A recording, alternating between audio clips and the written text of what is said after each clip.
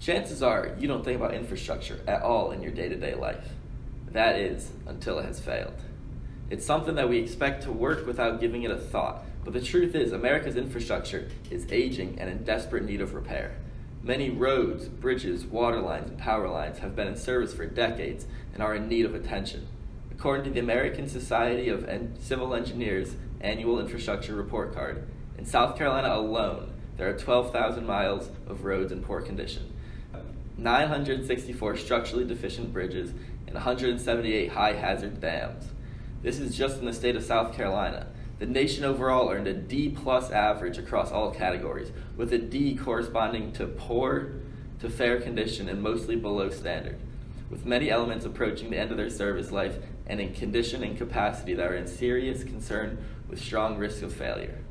Poor infrastructure impacts every citizen. According to the American Society of Civil Engineers, it would cost the U.S. over $3.3 trillion to maintain current infrastructure over the next decade. In addition, infrastructure plays a major role in pollution and global climate change. Congestion on poorly designed highways and roads leads to air pollution. Water pollution from runoff results in low aquatic diversity around urban areas. Improving our infrastructure to minimize or counteract environmental damage from excess runoff and pollution has a wide range of social impacts. It would drastically reduce both the chances of flooding and the damage caused from flooding. It would decrease the maintenance costs for infrastructure and save taxpayers money in the long run. Lastly, improving and repairing degrading infrastructure would prevent disasters such as the recent Skagit River Bridge collapse in Washington state, the deadly Interstate 35 West Bridge collapse, or even the 25 dam failures in Colombia during Hurricane Matthew. There is not a need to simply rebuild or replace current infrastructure, but to upgrade it with solutions that can work far into the future.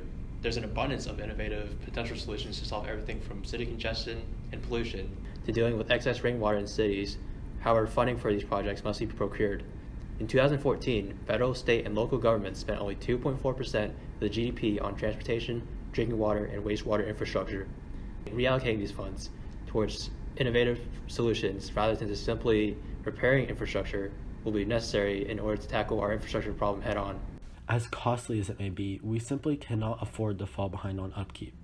Looking forward, there is no one single way to improve infrastructure. However, there are a number of innovative solutions that can work together to effect change. One such example, shown here, is the diverging diamond interchange. Though it may look confusing initially, with good design and proper signage, it can get drivers through both more quickly and with fewer accidents, due to the lower number of conflict points within the intersection. You may have even driven through one of these intersections before. Another solution is the superblock. We will demonstrate one with these starred city blocks.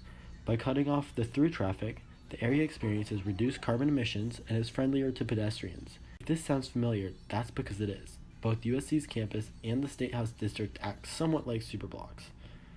In this example, roads are added back for local traffic only. Another potential solution is the green roof. It uses plants on top of roofs to do what roofs are historically bad at: absorb water, reflect heat, and even insulate the building to reduce air conditioning costs. Chicago City Hall has already jumped on board. Looking down on downtown Atlanta, it's easy to see how much green space this could create in a downtown area. This engineering challenge is not only difficult because of the engineering aspects, but also because of the political, social, and economical implications that it has. It's up to us as engineers to design solutions that are innovative and will work for us for the future. But it's also up to us as citizens to demand of our government that they perform these basic infrastructure upgrades necessary to keep our society running into the future.